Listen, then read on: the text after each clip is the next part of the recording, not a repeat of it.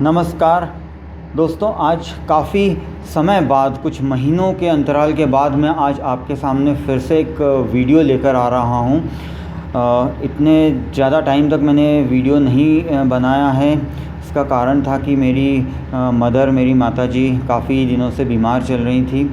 उन्हें हॉस्पिटलाइज़ भी किया गया और फाइनली फरवरी में उनका स्वर्गवास हो गया, उनका निधन हो गया। तो काफ़ी ज़्यादा मैं भी काफ़ी डिस्टर्ब था। सारी चीज़ें काफ़ी ज़्यादा परेशानी वाली थी। ये माहौल को संभालना, खुद को संभालना, इसमें काफ़ी मुश्किल हो जाता है। और आज भी मैं काफ़ी इमोशनल हूँ ये वीडियो बनाते हुए। यूँ समझ लीजिए कि आज का वीडियो मैं माताजी को श्रद्धांजलि देने के साथ में शुरू कर रहा हूँ और उन्हीं के आशीर्वाद से मैं आज फिर एक वीडियो बनाने के लिए आज आपके सामने आ सका हूँ। तो दोस्तों, चलिए शुरू करते हैं ये वीडियो।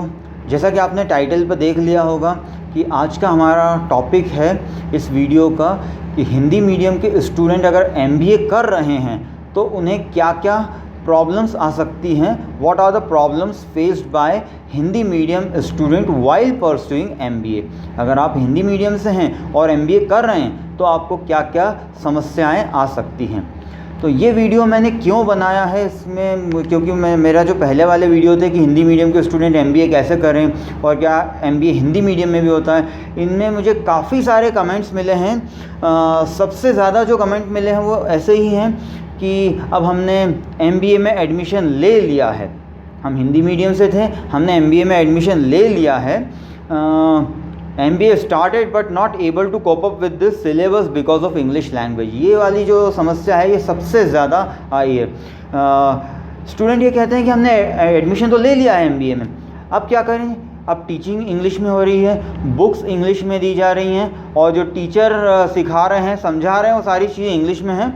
और अगर हिंदी में कोई बोलता भी है तो उसमें कुछ वर्ड्स ऐसे हो जाते हैं जैसे इकोनॉमिक्स हो गया, मैनेजमेंट हो गया, HR हो गया, स्टैटिस्टिक्स हो गए हैं, इनमें कुछ ऐसे वर्ड्स आ रहे हैं जो कि पूरे इंग्लिश में हैं, हमने कभी पढ़े ही नहीं थे। ये सारे वर्ड्स जो हैं वो हिंदी में हमने पढ़े हुए थे।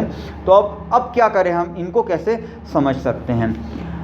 और इसके अलावा बुक्स इंग्लिश में हैं और टीचिंग इंग्लिश में, ये भी सारी प्रॉब्लम्स हो रही हैं। तो देखिए, इसकी जो सबसे बड़ी प्रॉब्लम है, ये जो आप लोग ये समस्या क्यों फेस कर रहे हैं, why are you facing this problem, इसका सबसे बड़ा कारण है कि आपने MBA डायरेक्ट एडमिशन ले लिया है। जितनी भी मुझे कमेंट्स मिल रही हैं वो ये सारे ही कहते हैं कि हमने डायरेक्ट एडमिशन MBA में ले लिया है। देखिए, ये सबसे बड़ी गलती हुई है।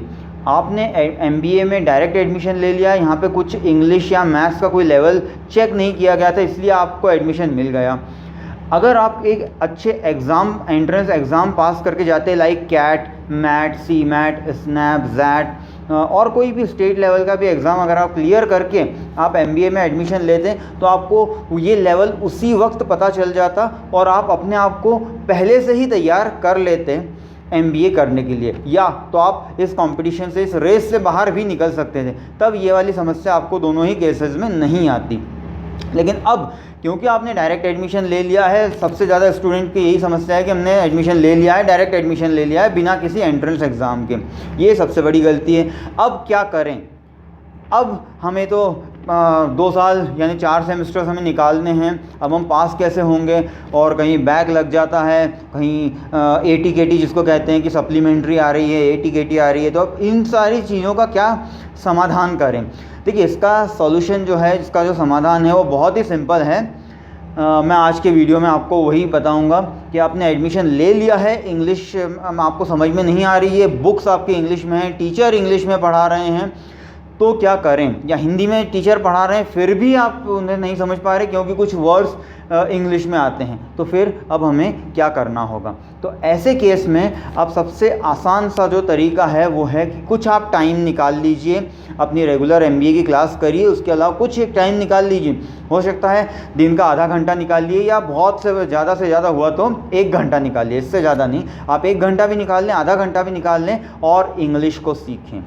इंग्लिश को सीखें से मेरा मतलब है कि आप ग्रामर पे ध्यान दीजिए।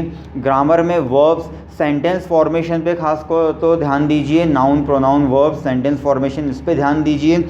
और कुछ चीज़ें होती हैं जैसे कि अगर कोई इंग्लिश बोल रहा है उसको मुझे ठीक से समझना चाहिए, ये चीज़ कहलाती है लिसनिंग कॉम्प्रिहेंशन। इसके लिए आपको पहले तो ग्रामर सीखना पड़ेगा और फिर सुनी हुई इंग्लिश को समझने की कोशिश कीजिए। जब मैं कह रहा हूँ कि आपको इंग्लिश को समझना भी होगा तो यहाँ पर आपको ट्रांसलेशन यानी अनुवाद करने से बचना होगा। हर एक चीज़ जो आप इंग्लिश में सुन रहे हैं, पढ़ रहे हैं, उसी को एज इट इज़ आप हिंदी में अनुवाद करने लग जाएं, उसका शब्दसार अनुवाद करने लग जाएं। इस तरह से आप भाषा नहीं सीख पाएंगे। इंग्लिश में पढ़ी हुई चीज़ को इंग्लिश में ही समझिए, इंग्लिश में सुनी हुई चीज़ को इंग्लिश में ही समझना सीखिए।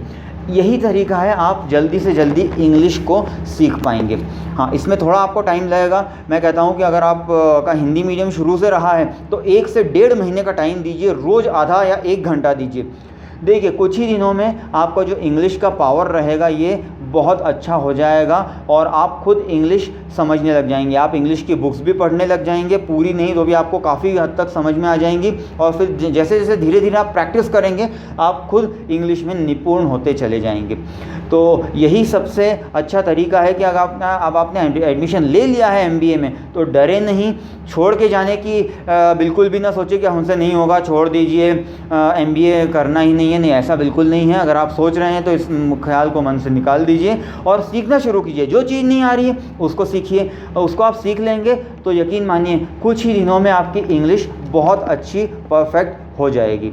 तो उम्मीद करता हूँ कि इस वीडियो में मैंने जो कुछ बातें आपको कही हैं आपको ज़रूर पसंद आई होंगी। तो उन सारे दोस्तों के साथ में से शेयर कीजिए जो हिंदी मीडियम से हैं लेकिन उन्होंने MBA में एडमिशन ले लिया है या आगे हिंदी मीडियम से होने के बावजूद भी MBA करना चाहते हैं। और हमारे चैनल को सब्सक्राइब ज़रूर कीजिए, इसमें मैं समय समय पर वही सारी बातें आपको लेकर आपके लिए आऊँगा जिससे आप एक अपना अच्छा कैरियर बना सकते हैं। तो फिर मिलते हैं अगले वीडियो में, तब तक के लिए नमस्कार।